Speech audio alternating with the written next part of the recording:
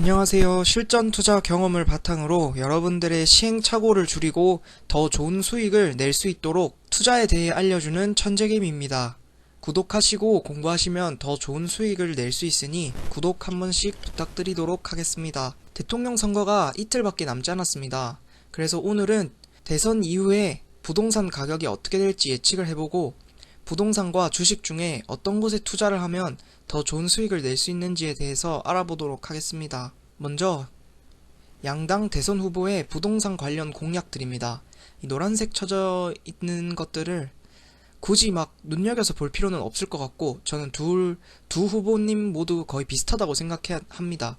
그러면 저희가 눈여겨봐야 될 점은 이 공급량입니다. 이재명 후보는 311만호, 윤석열 후보는 250만호, 그리고 서울의 이재명 후보는 107만호, 윤석열 후보는 서울의 50만호. 자, 이것만 봤을 때는 이렇게 많이 공급을 하면 사람들의 수요는 비슷하니까 가격이 더 떨어질 것이다 라고 생각을 하시는 분들이 많은데, 이 공약이기 때문에 아직까지 이행된 것이 아닙니다. 제가 생각했을 때 제 개인적인 의견이지만 이 정도의 공급량을 다 만들어내기라는 사실 힘들 것 같습니다. 제 생각에 절반만 공급을 해도 성공했다고 할 수 있을 것 같아서 제가 생각했을 때 이 공급량에 따라서 크게 부동산 가격의 변화는 없을 것 같습니다. 그렇다면 또 다른 이슈로 금리 인상이 있습니다. 대선 이후에도 이 금리 인상 이슈는 계속될 것인데, 금리가 인상하면 대출을 하는 분들이 꺼려하기 때문에 부동산 같이 가격이 큰 이런 자산의 경우에는 대출을 끼지 않고는 사기가 조금 힘듭니다.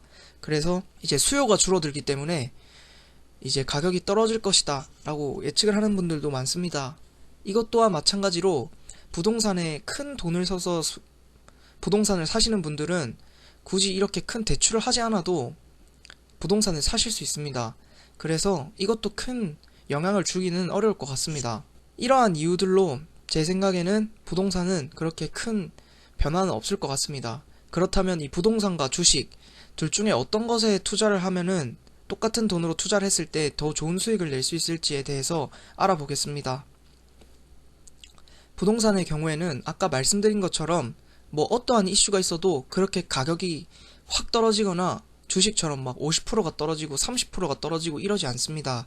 그렇기 때문에 부동산 같은 경우에는 정말 이 장기 투자라고 하죠. 그냥 사서 묵혀두면 뭐 돈 있으면 땅 사라 이런 말들 되게 많이 하지 않습니까? 그래서 저 같은 경우에는 부동산은 투자할 때 꼭 필요한 자산이고 황금 자산이라고 잃지 않는 정말 좋은 투자 방법 중에 하나인 것 같습니다. 장점은 리스크가 없다는 것이죠.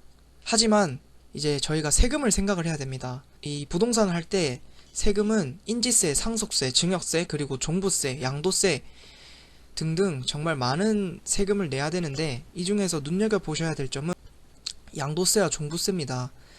이 1주택까지는 그렇게 크게 신경을 안 쓰셔도 될 정도인데 2주택자 그리고 3주택자, 다주택자들은 이 세금이 어마무시합니다. 그래서 가지고 있을 수 있는 이 부동산의 개수는 제한이 되어 있다고 생각을 하셔도 좋을 것 같습니다. 너무 많은 부동산을 가지고 있으면 세금이 너무 많이 나가기 때문에 일정한 양만 가지고 있을 수 있습니다. 그래서 이 부동산의 단점은 무수히 많은 개수를 가질 수 없다는 큰 단점이 있습니다. 그래서 저도 부동산을 막 무지하게 많이 가지고 있을 수 있다면, 왜냐면 일단 잃지 않기 때문에 부동산을 많이 모을 수만 있으면 부동산이 좋지만, 하지만 개수에 제한이 있기 때문에 이 부동산은 이게 가장 큰 단점이라고 저는 생각을 합니다. 그렇다면 주식은 어떨까요? 주식의 가장 큰 장점은 바로 이 유동자산, 짧은 기간 안에 현금으로 바꿀 수 있다는 장점이 있습니다. 부동산의 경우에는 제가 팔고 싶다고 바로 팔 수 있는 것이 아닙니다. 물론 너무 좋은 자리에 모든 사람들이 원하는 곳에 있는 부동산이라면 뭐 한 달에도 팔릴 수 있고 뭐 내일이라도 바로 팔릴 수 있겠지만, 대부분의 부동산은 파는데 시간이 좀 걸립니다. 하지만 이 주식은 바로바로 팔고 사고 할 수 있습니다. 그리고 이 변화가 크다는 것인데, 부동산은 큰 변화가 없다면 이 주식의 경우에는 하루에도 10%씩, 20%씩 변할 수 있는 게 이 주식의 장점입니다. 돈으로 바꿀 수 있는 것이 빠르고 이 돈이 변하는 정도가 빠르기 때문에 투자를 했을 때 수익을 더 많이 낼 수 있다는 장점이 있습니다. 하지만 단점도 있습니다. 아까 부동산과 반대로 리스크가 있습니다. 30%를 얻을 수 있는 것처럼 30%를 잃을 수도 있습니다. 이것이 주식의 단점입니다. 하지만 이 단점을 보완할 수 있는 방법이 있습니다. 이 리스크를 없앨 수만 있다면 주식은 최고의 투자 방법 중에 하나가 될 것입니다. 그 방법은 바로 차트입니다. 이 차트를 보고 투자하시면 리스크 관리를 철저하게 할 수 있습니다. 성공률이 100%는 되지 못해도 저 같은 경우에는 70% 이상은 되는 것 같습니다. 이 차트를 공부하셔서 주식의 리스크를 줄인다면 정말 최고의 투자 방법이 되지 않을까라고 생각을 합니다. 결론을 말씀드리면 부동산은 안정성이 매우 좋기 때문에 투자를 하시기에는 너무 좋다고 생각을 할 수 있습니다. 하지만 가질 수 있는 개수의 한계가 있기 때문에 많은 돈을 굴리기에는 문제가 있습니다. 다음으로 주식은 유동성을 바탕으로 주식의 변동성을 맞출 수만 있다면 최고의 투자 방법입니다. 그리고 그 방법은 저는 차트에 있다고 생각을 합니다.